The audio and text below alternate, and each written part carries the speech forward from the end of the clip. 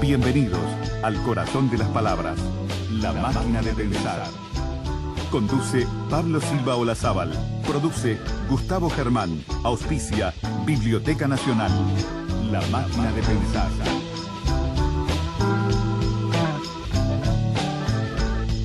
Amigos, ¿cómo están? Bienvenidos a Radio Uruguay, bienvenidos a La Máquina de Pensar. ¿Cómo andan? Espero que anden bien. Son 20:01, arranca La Máquina de Pensar acá en la Ciudad Vieja con Jorge Pozzi en controles de emisión, con el flaco Germán en la puesta a punto.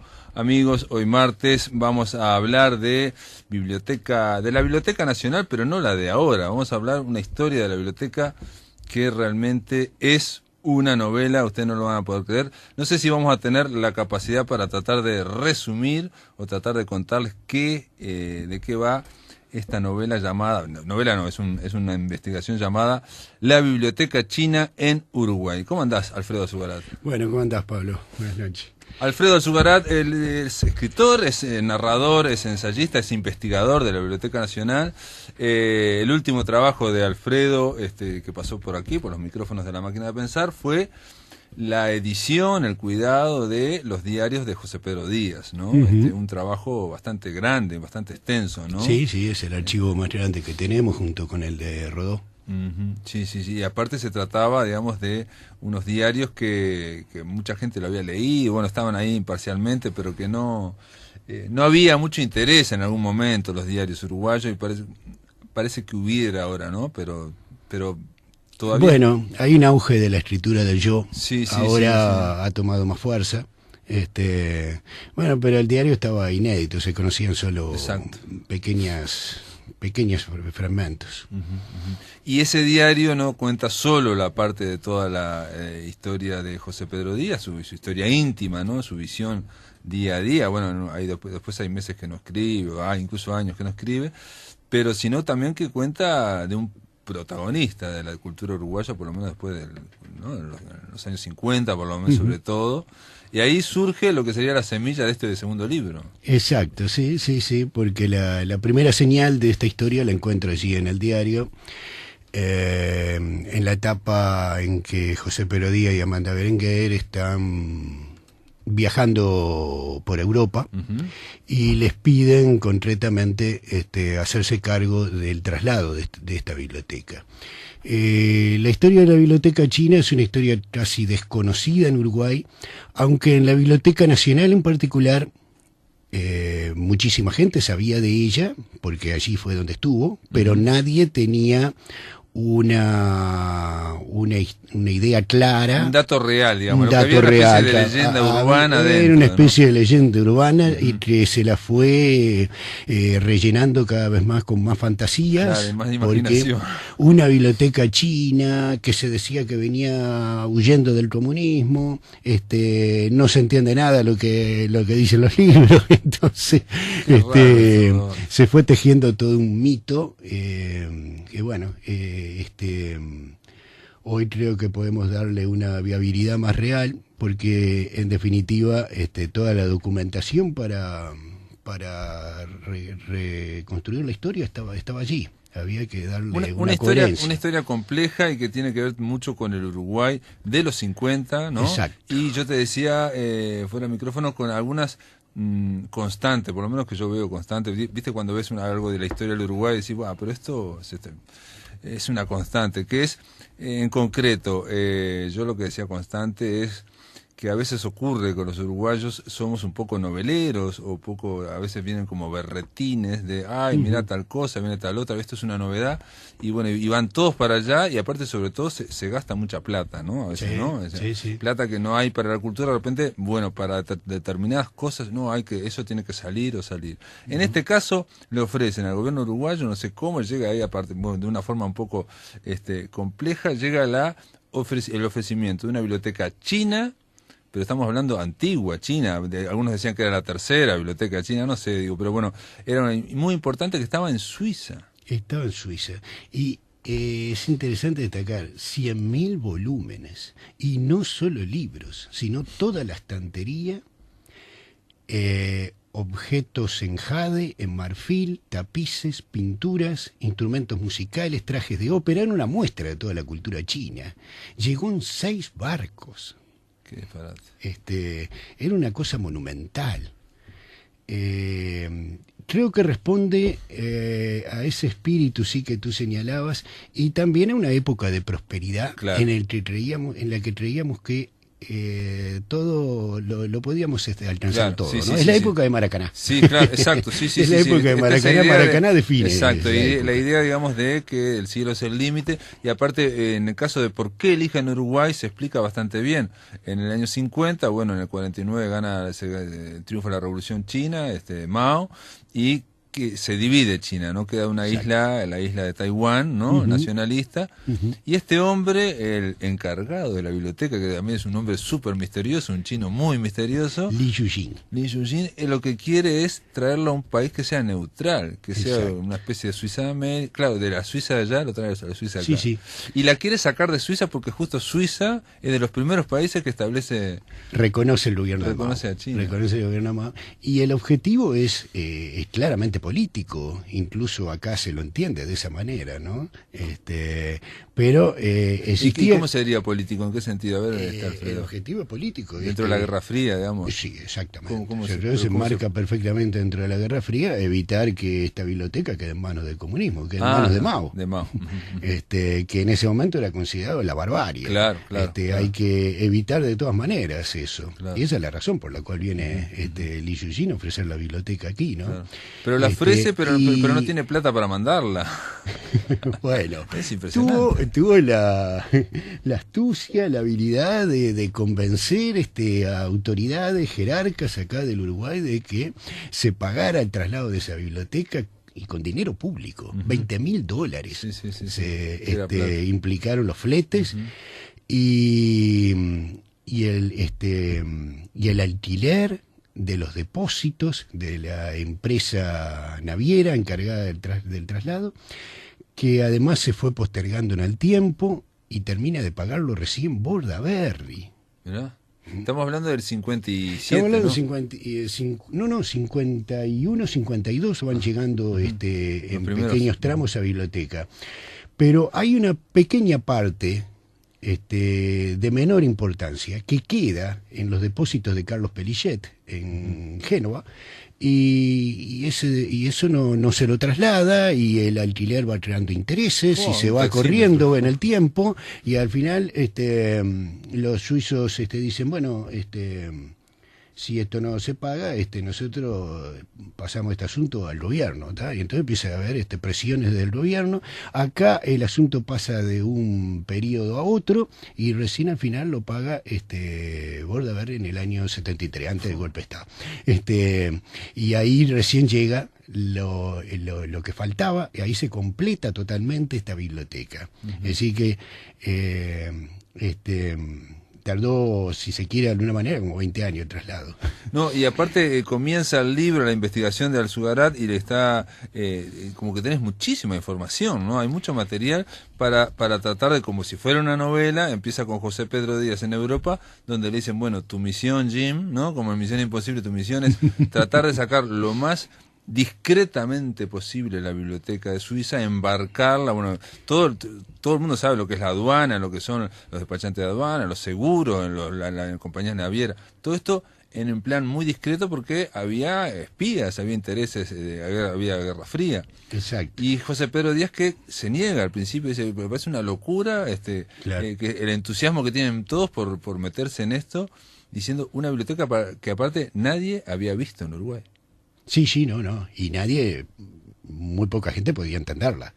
Sí, podía no, acceder a digo, porque entenderla. podría ser, yo que sé, libros no necesariamente buenos. Por ejemplo. Hay dos cosas interesantes. Es decir, por un lado, si se hubieran hecho los trámites como correspondía, hubiera tardado 5 o 6 años en Claro. toda la burocracia. Sin duda. Entonces, lo que se busca es que se la traslade como si fuera una biblioteca particular. Alguien que manda libros. Sí. Ahí ya hay y también ahí es una donde, imaginación, claro, también, ¿no? De aquí hay una imaginación un poco novelesca, está brillante todo. Sí, ¿no? sí. Y por otro lado, decir José Pedro Díaz, que entiende que, bueno, ¿para qué una biblioteca china en este país? Donde nadie sabía prácticamente nada de sinología, nadie era capaz de, muy poca gente, es decir, iba a ser útil con el correr de décadas, tal vez en otro siglo.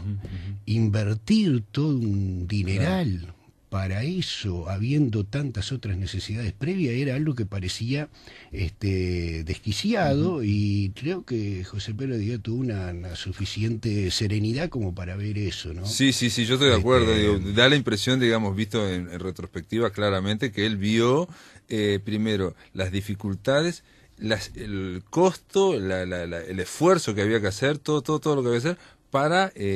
¿con qué objetivo? ¿Con qué? Digo, traer algo que... Acá lo que queríamos era tener un tesoro de otra nación. Exacto, está ¿no? esa historia como el Maracaná o Egipto. Claro, como todo ese arte que tú puedes encontrar en el Louvre o en los museos de Londres, de Egipto, de los persas, y que y bueno, se encuentra en otro país, ¿no?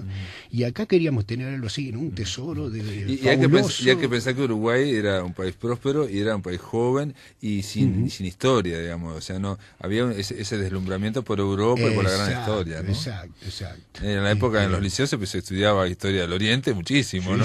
Sí, Digo, claro, había claro. esa visión cosmopolita y de admirar, ¿no? Claro. Es una época, además, se están creando muchas instituciones educativas, culturales, y la Biblioteca Nacional se plantea también obtener para su acervo bibliotecas privadas, porque entiende que ya no es fácil mantenerlas, etcétera. Privadas, tanto nacionales, y sí, alguna extranjera también es posible, y bueno, por ahí entraba también la biblioteca china. Ahora, no había una política cultural pensada para qué hacer con todo esto. Digamos, la consigna era comprar y almacenar. Pero y eso ¿te es lo que referís se a la hace. biblioteca china o a las otras bibliotecas? A todas las porque bibliotecas. venían la FINUR, todas digamos. incluida la China. Todas iban incluidas, Sí, se iban comprando. Sí, se compraban, se morían los escritores. Sí, incluida la de Fernández Saldaña, Caviglia, todas las venían la FINUR, todas las que entraron en ese entonces.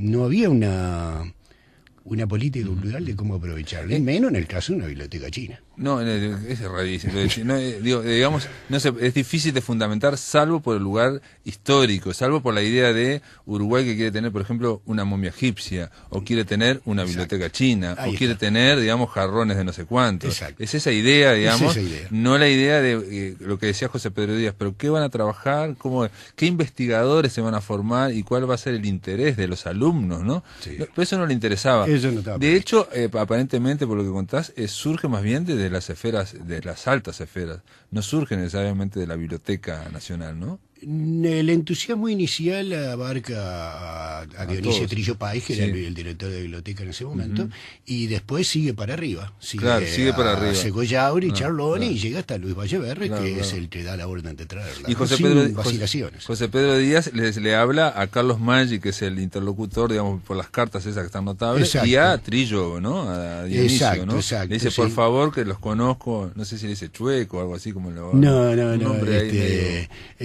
Sí, hay una familiaridad, una complicidad entre ambos, pero bueno, terminan dejando fuera a Díaz porque el interés es mucho mayor y hay que traerla de cualquier manera. Una cuestión y es interesante, llega clandestinamente, ¿no? Llega, digamos... acá no debía enterarse nadie por el problema de China comunista, ¿no? Una cuestión interesante es que, por ejemplo, entra sin gravámenes de aduana y el traslado de la aduana a la Biblioteca Nacional se hace en camiones de una empresa química que había instalado un chino hacía poco tiempo. En camiones de una empresa química se traslada toda la biblioteca. Es algo... es algo raro y es difícil de entender, digamos, por parte de los chinos, ¿no? Porque también queda la duda, por lo menos yo leyéndolo, digamos, como lector, nada más mero lector, de quién estaba atrás de ese señor, digamos, ¿no? Porque, ¿no? Digo, él solo parecía, ¿no? Porque, pero nunca aparece quién está detrás, ¿no? Es un asesor de Chiang Kai-shek. Es un alto asesor de Chiang Kai-shek. Sí, vos contás la historia de él, que era anarquista. Participó en el advenimiento de la República junto a Sun Yat-sen y después queda del lado del gobierno nacionalista, ¿no? El que termina trasladándose a la isla de Formosa, a Taiwán. Claro, lo que pasa es que él se hace valer de una empresa supuestamente cultural, pero Eso venía de ancestros de su familia y en realidad nunca debió de salir de lo que se llama la ciudad prohibida de Beijing, ¿no? El Palacio Imperial, porque era una biblioteca destinada a instruir a emperadores. ¿Qué? Y yo me preguntaba por qué este hombre la quiere traer a Uruguay y no llevar a Taiwán, ¿no? Claro. Digo, estamos hablando de una biblioteca que viene acá y está muchísimo tiempo también. Muchísimo tiempo. Y después se va. Está hasta el año 93. ¿Por qué no la llevó a Taiwán? Bueno, él termina muriéndose, ¿no? Aunque una edad avanzada, por el año 73. En Taiwán siempre estuvo en un estado de guerra con China popular, ¿no? Es decir, la seguridad. Sí, vos decís una cuestión de seguridad, claro. Sí, incluso hasta llegar y todo, claro. Y después está el hecho de que Taiwán queda fuera de todos los organismos internacionales. Claro. Digamos, no tuvieron oportunidad, digamos, de llevarla hasta Taiwán, no lo vieron necesario o no lo vieron seguro. Sí. Es todo un poco misterioso en torno a este hombre que, aparte, se instala en la Biblioteca Nacional, porque no solamente la biblioteca de él, se instala y bueno, ahí está digamos, la tradición oral que hay en la Biblioteca Nacional, que me imagino que es muy sólida, digamos, en cuanto a que hay muchas historias, de que había un chino y que había un despacho ahí y bueno, y no entraba nadie. Claro, él trae un director que es también chino, no solo viene él, trae familias chinas y él pasa a residir acá en Uruguay, sí, en la calle, en la Comparsita, ahí, exactamente donde vivía, aunque viajaba muy seguido a Taiwán, ¿no? La biblioteca recién se pudo inaugurar en el 67, cuando adquirió personería jurídica. Ya llevaba 15 años en depósitos, en cajones, encerrada en cajones, y aún cuando se la inauguró no se abrieron todos los cajones, se abrieron unos 14, 15, ¿no? Y eran 460. Qué disparate. Y vos contás ahí bueno, hay muchas anécdotas desopilantes, ¿no? Desopilantes. Alzugarat, pero aparte están en expedientes, están en cartas, digamos, todo esto está todo verificado, ¿no? Entonces, hay una de ellas en la cual hay un funcionario de la biblioteca que había pensado en vender los cajones donde venían esto, ¿no? Vio que era un buen negocio, y como se demoraba tanto, porque pasaba mucho tiempo, este hombre lo que hizo en un momento fue entrar a él a sacar los libros, que están todos ordenados, lo que es, ¿no? Una biblioteca china antigua, y a ponerlos en tipo una pirámide ahí. Te aseguro que ese episodio hubo un momento que me pareció insignificante. Digo, ¿qué voy a estar contando esto? Y sin embargo termina teniendo un valor emblemático. Central, ¿no? Claro, de otro Uruguay que estaba apareciendo, que ya no era el Uruguay próspero. Claro. Ya alguien que piensa en hacerse una extra vendiendo madera, cajones, ¿no? Vendiendo cajones. Sí. Y que no respeta nada, no tiene en cuenta lo que hay allí dentro, y también un ejemplo de la incomunicación que existía, ¿no? Porque estaba esa biblioteca ahí, pero nadie entendía nada, nadie sabía nada, con los chinos no había prácticamente trato ninguno, y sucede eso de manera increíble. Esa biblioteca empezó a tener un sentido, aunque parezca mentira, en la época de la dictadura. De alguna manera hermanó, acercó a Uruguay y Taiwán, dos países en ese momento cuestionados a nivel mundial, y que esa biblioteca, digamos, los vincula. Alfredo, ¿te puedo pedir que una pausa? Lo dejamos acá entre Taiwán y la dictadura militar. Vamos después de la pausa y terminamos, digamos, de redondear cómo fue que esta biblioteca terminó yéndose de Uruguay. En el aire de Radio Uruguay, La Máquina de Pensar.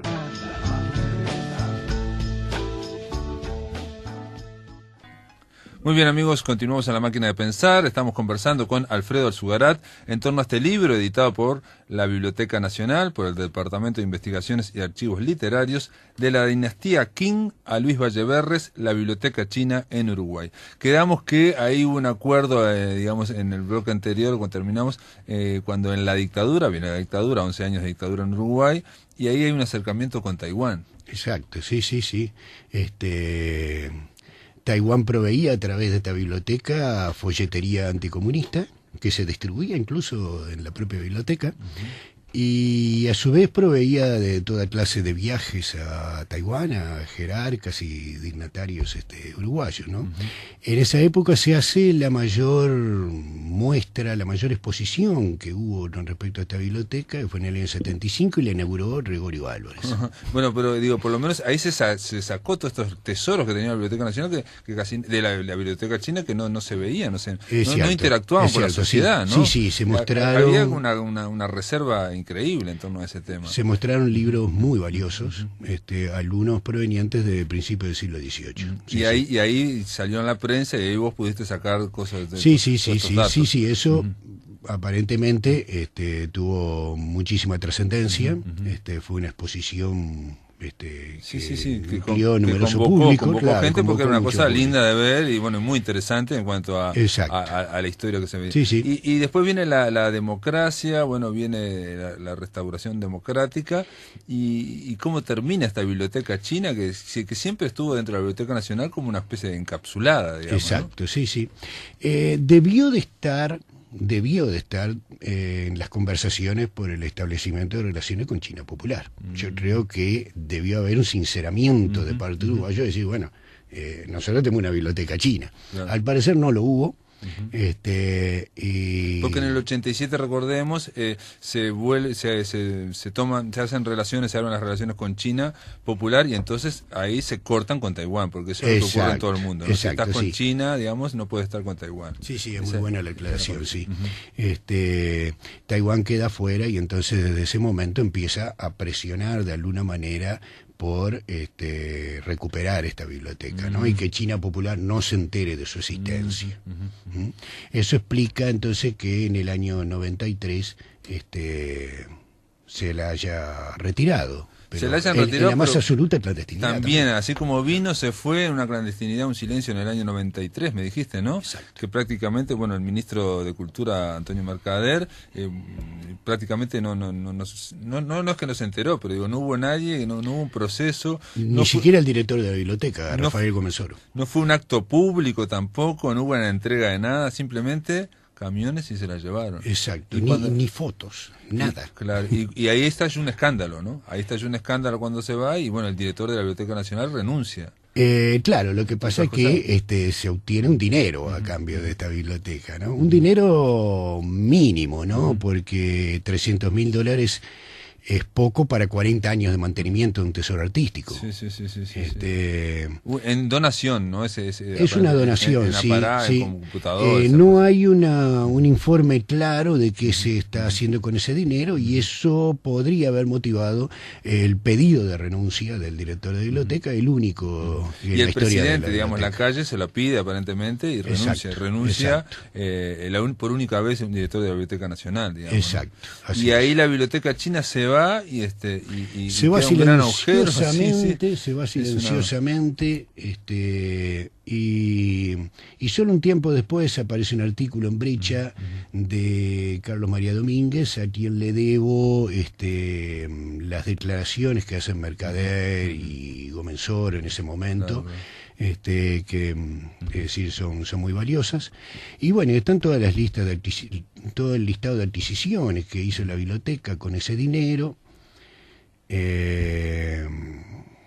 Y bueno, y la biblioteca que se halla hoy en Taipei. La Biblioteca Nacional de Taipei, ahí se encuentra. La Biblioteca China. Bueno, la Biblioteca China en Uruguay, este libro se vende solo en la Biblioteca Nacional, solo en la Biblioteca Nacional. O sea, aquellos que están interesados por esta historia, obviamente, es como un iceberg, ¿no? Contamos el 10% de todo el libro que es, porque es impresionante. Lo más difícil de haber sido ordenarlo, pero es una lectura muy accesible, muy fluida, porque es bastante, yo diría, muy interesante para conocer. Y aparte hay mucha gente, no sé, yo lo leía y decía, qué increíble los políticos también, cómo los padres y los hijos iban, ¿no? Se veían, ¿no?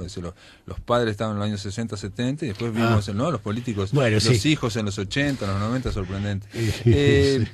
Alfredo Zugarat, notable el trabajo y ya saben, amigos, en la Biblioteca Nacional hay una librería, se puede comprar este libro. Exacto. Gracias por estar acá en La Máquina de Pensar. Bueno, muchísimas gracias a ti, Pablo. Vamos a cambiar de la biblioteca china al método Tabaré.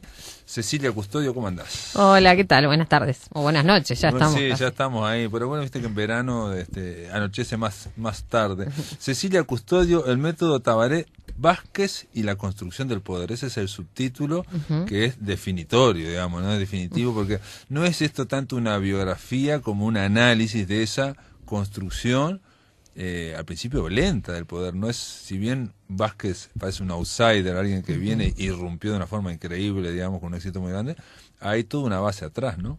Sí, de hecho, esa fue en gran parte el puntapié inicial de la investigación. Esa cosa de outsider, eso de, bueno, Vázquez proviene de otro ámbito que no es el político, y un buen día empieza su carrera en la intendencia.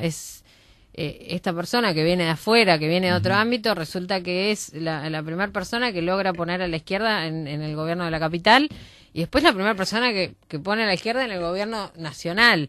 Entonces, esos factores ya eran como unos puntales enormes a los que yo me enfrentaba y los que me atraían como para empezar a hacer esta investigación. Y te llamó la atención...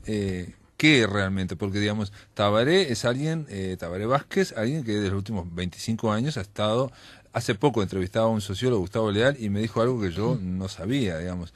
Me dijo que desde el 94 hasta ahora, hasta el 2014, Tabaré Vázquez es el político con mayor popularidad y ha tenido altos y bajos, pero nunca fue segundo. Claro, sí. O sea, es mucho tiempo para estar... Es mucho tiempo, y además... hay varias curiosidades, porque no solo es mucho tiempo en eso que vos me decías, sino que también son no solamente éxitos los que ha cosechado Tabaré Vázquez, sino que ha tenido varios fracasos. Y es interesante, una de las cosas interesantes del libro es el análisis por varios, por no decir todos, estos episodios que él ha tenido como que fueron adversos o fracasos, y cómo él ha sabido capitalizarlos de alguna manera para seguir adelante o para incluso convertirlos en oportunidades. Entonces, eso es parte de la construcción. Pongamos un ejemplo. Y mira, por ejemplo, las dos elecciones perdidas, ¿no? O sea, en el 94 y en el 99. Sobre todo la del 99. Él atribuye esa pérdida de esa elección a que en el 96 se había votado la reforma de la Constitución. Y bueno, ahí fue que empezó a surgir que había que hacer el balotaje. Claro, él pierde, es decir, él es el más votado en el 99 con creo que un 40%, pero en la segunda vuelta del balotaje pierde frente a Jorge Valle, digamos. Ahora, con lo cual, perdóname que te interrumpa, pero alguien me dijo una vez, con lo cual si no hubiera habido balotaje, hubiera sido, digamos, presidente Tabaré Vázquez, porque era el más votado normalmente. Sin duda. En el 99, y era un político que había surgido en el 89. O sea, en 10 años, había surgido en el 89, y en 10 años hubiera sido presidente, cosa que... Y sin haber sido edil, ni diputado, ni nada de eso. Es muy interesante eso, porque además de cero, es eso, justamente, ¿no? Vázquez nunca había sido ni gaibán, ni edil, ni diputado, ni senador, no provenía del ámbito legislativo. Del fútbol tenía, lo único que tenía era el fútbol. Lo único, pero que incluso es bastante segmentado, porque era un cuadro que no era Peñarol ni Nacional, ¿no? No, era Progreso, presidente de Progreso. Entonces, tiene muchos datos curiosos, y además incluso, no solo la elección del 99, sino que queda muy pegado a lo que pasó en el 96, que fue esa reforma constitucional, en la que él perdió la pulseada, pero en realidad él siempre consideró que la ganó por la cantidad de votos. O sea, él lideraba la oposición a la reforma. La oposición a la reforma. Él en esa pulseada fue que también se conformó como el líder único del Frente Amplio, ¿no? Claro. Entonces, en ¿Por esa qué? Porque instancia por la reforma estaban Sereña, digamos, y Astori de un lado, y él estaba del otro, y digamos, y la reforma sale casi no sale, ¿no? Claro, sale entonces él dijo, bueno, yo solito tengo, ¿no? Estoy ahí. Entonces, eso él lo va convirtiendo y lo va llevando hacia ese lugar, que después, bueno, se continúa con la elección del 99, que la pierde, pero la pierde por el balotaje. que incluso ahí, bueno, algunos decían, no, lo que pasa es que lo perdió porque no habían sabido defender la propuesta del IRPF, que eso también es algo de lo que habla en el libro. Sí. Él siempre dice que no fue eso, pero la realidad demuestra, o sea, los hechos demuestran que Vázquez sí lo tomó muy en cuenta, lo de no saber defender lo del IRPF, porque después para la campaña... En el debate presidencial no pudo el impuesto a la renta, digamos, Exacto. no lo pudo defender bien, digamos. Entonces, algunos dicen que perdió por eso, porque la oposición lo tomó así como el sable, y bueno, y ahí no lo supo defender, o bueno. Eso... Después él lo toma, y en el 2004 sucede también, que eso lo cuento en el libro, una serie de cosas en las que él manda a callar gente para que no le vaya a pasar lo mismo. Claro, entonces, Vázquez eso es otra de las características del famoso método, y es que él no repite los errores, o sea... Aprende de los errores, digamos, exactamente. ¿no? Hay una serie, primero que hay que decir algo del método Tabaré, que me parece que es fundamental, y no lo dijimos, es que vos hiciste todo este trabajo y no lograste entrevistarlo a él nunca, digamos, es un trabajo sin Tabaré, pero ¿qué hizo Cecilia Custodio? Fue entrevistar a todo el círculo, digamos, de no solo de colaboradores, sino de, digamos, del círculo del poder, si se quiere, ¿no? Claro. El círculo cercano. Y ahí decís una cosa que me llamó mucho la atención, la idea esa de que él tiene todo un, digamos, un círculo cerrado, que lo respetan a raja de tabla.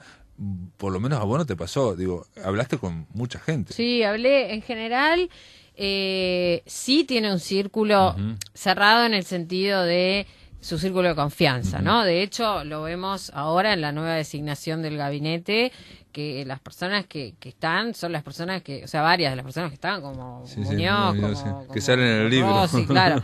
Son personas que están con él desde la intendencia, ni siquiera, o sea, exceden la presidencia anterior. Entonces, sí tiene un círculo cerrado de personas que son sus personas de confianza y las personas en quien él delega el poder, en sus carteras, en las carteras ministeriales. Pero sí también es verdad, y eso yo lo digo claro, lo digo claramente, porque me parece que es importante para que contribuye a establecer ese método, y es que es verdad, yo pude hablar con todo el mundo, en ningún momento nadie me cerró una puerta, o sea, sí me pasó de repente que algunos colaboradores o ministros, o por una cuestión de agenda, o por el momento justo era campaña. Pero cuando hablaban no te decían, no, de esto no puedo hablar. Nada, jamás. No te dijeron, bueno, yo prefiero esto, no. Nunca. Eso me sorprende. Incluso personas clave en el gobierno anterior, en el gobierno de Vázquez, como Gonzalo Fernández y como Jorge Vázquez, el hermano. A mí me llamó mucho la atención y lo digo claramente porque me parece importante. Pero además, con respecto a lo que tú me decías de no lo pude entrevistar, yo creo, o sea, después de haber terminado el libro y de haber terminado la investigación, yo dije, si Vázquez me hubiera dado la entrevista, me tiraba abajo todo el libro. No, claro, sí, en realidad es parte de su estrategia, ¿no? Dar entrevistas para libros. No, y que es importante, digamos, para este libro, digamos, quizás no haberlo entrevistado, ¿no? Haberse fijado todo en la construcción del poder, digamos, ese camino por el cual se convirtió, digamos, en el primer presidente, digamos, porque, digo, hay otro presidente que fue electo 2 veces, ¿no? Que es Julio María Sanguinetti, por voto directo. José Valle y Ordóñez no fue por voto directo. Pero Julio María Sanguinetti fue elegido por pocos votos en el 94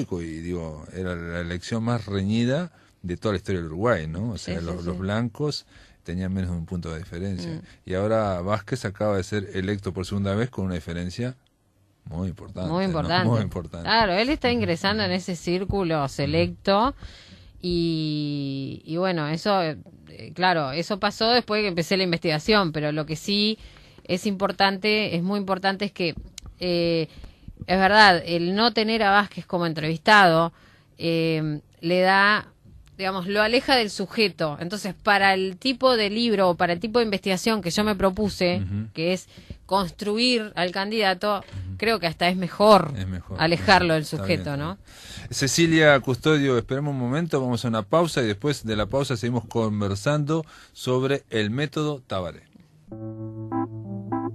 En el aire de Radio Uruguay, La Máquina de Pensar.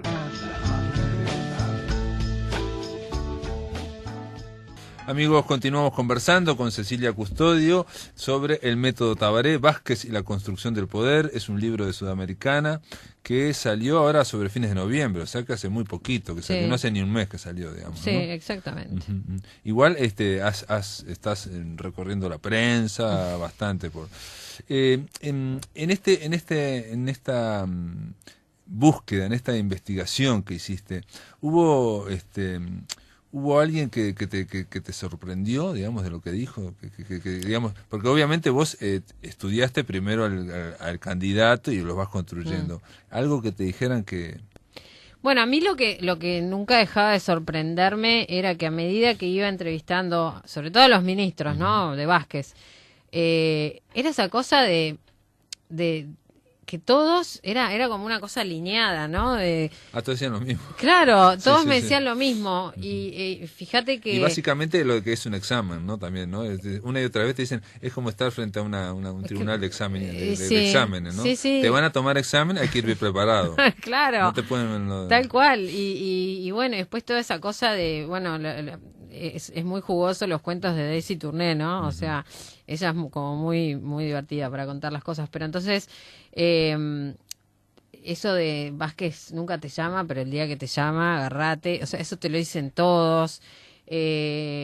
O vos tenés el lineamiento bien claro y sabés que trabajás con libertad dentro de esos límites y que si te los excedes, ya sabes que quedas afuera. O sea, toda esa cosa que a veces suena un poco, te diría que puede rayar con lo autoritario, pero en realidad siempre se compensa o se matiza con eso de, bueno, igual vos trabajás en libertad y tenés una espalda grande porque sabés que él siempre te va a respaldar.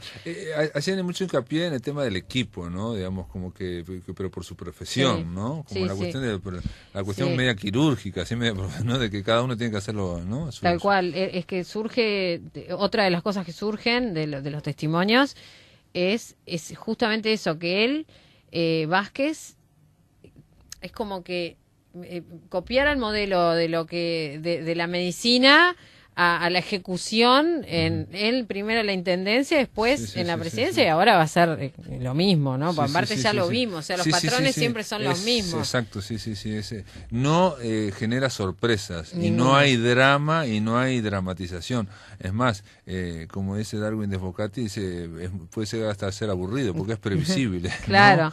Sí, es que de hecho las únicas sorpresas, a veces, bueno, una fue que no la buscó, ¿no? Que fue todo el problema con Argentina, que de lo que se... Bueno, ese fue un error, digamos, de él, ¿no? O sea, cuando hubo ese desliz en ese colegio, que no me acuerdo. Bueno, eso ni hablar, sí, ahí. que eso fue, ya había terminado la presidencia y él dice que confiesa en esa clase que, bueno, que él había pedido ayuda a Estados Unidos por una posible guerra con Argentina. Bueno, eso fue tremendo porque tuvo una explosión mediática tal que él se tiene que resguardar, ¿no? Es decir, bueno, por ahora me guardo y... Sí, fue como fue un desliz de algo que no... Claro.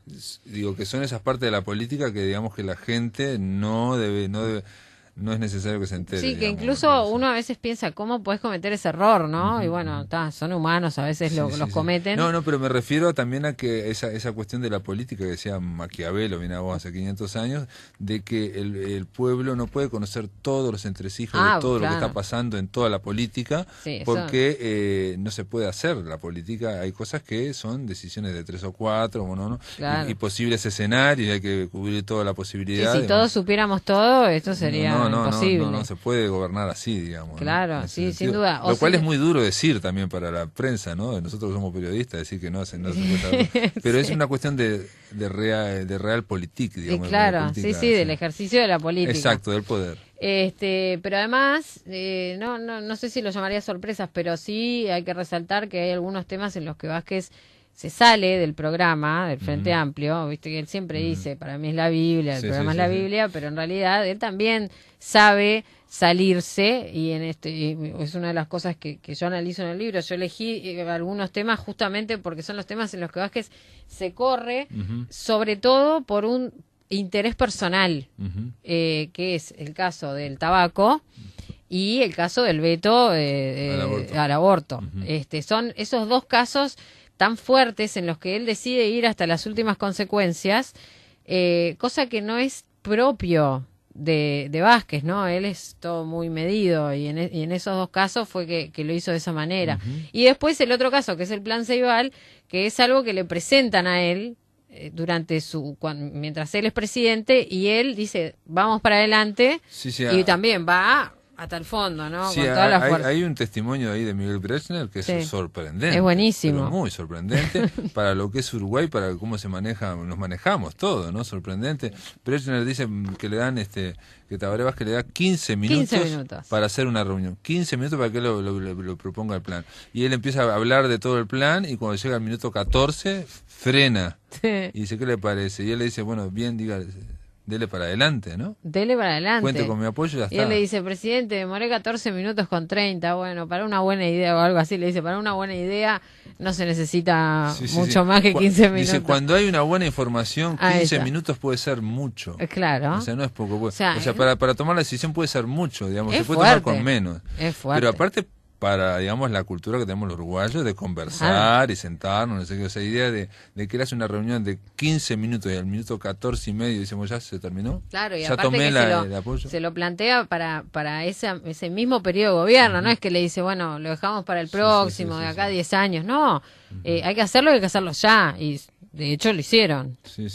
Y también está la idea de como que él va vigilando de alguna forma, va controlando a todos los que están trabajando, ¿no? Porque ahí eso es uno de los rasgos que a mí más me sorprende, ¿no? Me llama la atención, y es un cuento de Álvaro García en el libro, que él no lo conocía personalmente, y él va y le dice, él estaba trabajando para la corporación, para el desarrollo, y lo ve en una cumbre de presidentes en Chile, y él va y lo encara, ¿no? Y le dice, o sea, se acerca a su presidente en la delegación y dice, presidente, quiero hablar con... Claro, yo soy Álvaro García, trabajo en la corporación, y él le dice, sí, yo sé muy bien quién sos y lo que están haciendo en la corporación, y el otro que creo que le corrió la gota por la espalda. Claro. Él dijo, yo quiero tener una reunión para contarle lo que estamos haciendo. Dice, ya sé muy bien lo que están haciendo, pero si querés tener una reunión, te la agendamos, dice, pero como que ya sabemos muy bien lo que estás haciendo. Claro, y él... Es esa idea como que te están vigilando. Y sí, tiene esa cosa del panóptico es muy curioso, porque además eso también se desprende en general de todos los testimonios,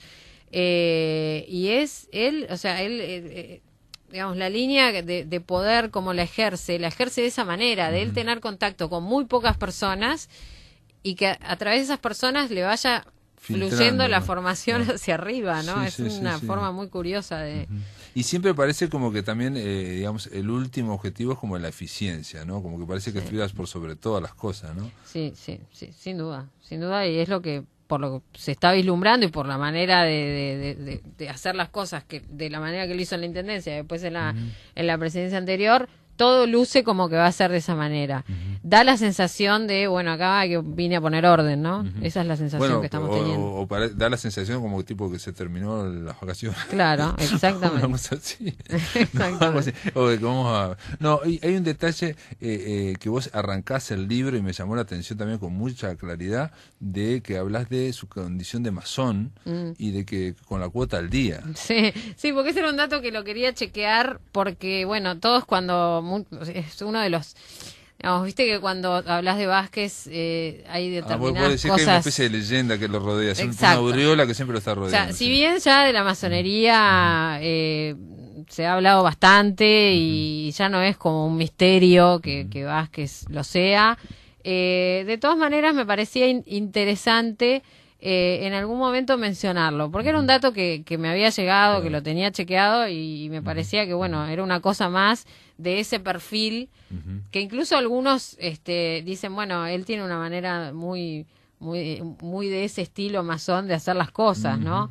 Yo no he investigado la masonería, pero por lo poco que sé, sí. Y yo mientras lo iba leyendo también, porque digo, vos tratás de escribir todo lo que pones en esta construcción de Vázquez, digamos, camino al poder, o la construcción de su poder, del poder,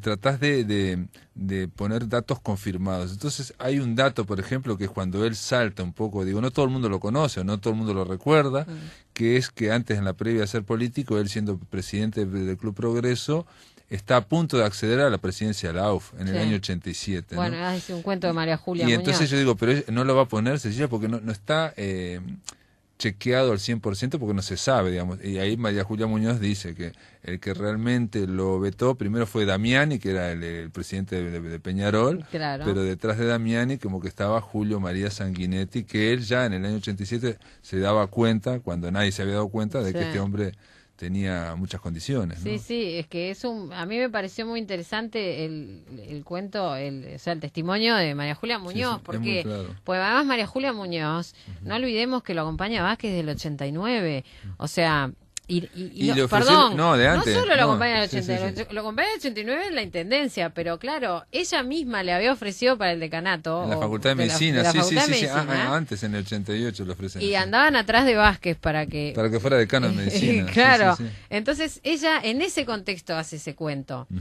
ujú. Y en realidad digamos, ese episodio no iba a pertenecer a la investigación porque no está no está cronológicamente en la línea que yo me trazo, que es desde que lo eligen para la intendencia en adelante. Claro. Pero sí me pareció interesante y aporta a que, ¿qué pasa? Muchas veces se dice que Vázquez era una persona sin ningún tipo de atributo en lo político, Sí, sí, sí, sí. o bueno, era como más o menos algo de laboratorio, y en realidad me parecía interesante también mostrar, ya que tenía los testimonios, que en realidad él ya era visualizado como un líder. Sino que era un líder emergente y que aparte, digamos desde de tiendas no de su partido, sino del partido de la oposición, no, en realidad el gobierno Sanguinetti, digamos, Exacto. pero aparte del gobierno, estamos hablando del partido mayoritario, ¿no? Sí, y ahí sí. también está la visión, digamos, de Sanguinetti de ver todo lo que está pasando en todo el resto También, de las tiendas, totalmente. ¿no? Viste que además María Julia lo dice, sí, dice, sí. ya... Como que fue el primero en darse cuenta prácticamente. Claro, son tipos que tienen un olfato y una visión que nos excede a todos nosotros, Sí, ¿no? sí. Sí, sí. Yo una vez entrevistando, por ejemplo, al ex senador Corseñac, ¿no? Ujú. Y te estoy hablando del año 95, una cosa así, pero no me acuerdo. Y él decía algo con respecto a esto, a Vázquez y todo. Decía, la izquierda ha tenido excelentes dirigentes, este es su primer caudillo, ¿no? Ujú. Y los partidos tradicionales son los primeros que se dieron cuenta. La izquierda pasó 4 o 5 años, no se había dado cuenta, digamos, ¿no? Decía él, ¿no? Estaba bien Claro. la mirada, ¿no? Sí, Una sí. mirada de política más uruguaya, digamos, ¿no? De la política realpolitik también, Es ¿no? interesante, pero además es interesante también la visión que se tiene de Vázquez y después que vos, o sea, que de hacer la investigación también lo que surge y bueno, Vázquez, hay una realidad y es que no es un líder visto como el líder de grandes ideas, sino más bien un líder de ejecución. Sí.